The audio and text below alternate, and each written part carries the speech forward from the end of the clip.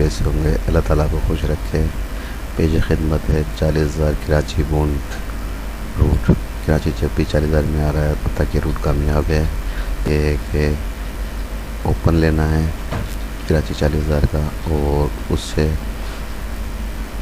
डायरेक्ट 2 कम करने हैं, एक ज़्यादा और क्लोज 4-5 आ रहे हैं जो मुस्तकिल अब तक 2000 से लेके चल रहे हैं। आखिरी ड्रा की थी 40,000 7,000 ने। अब देखते हैं कि क्या होता है। आप देखें रूट और मेरे लिए दुआ कीजिएगा। आप सबका अल्लाह हमें नासिर।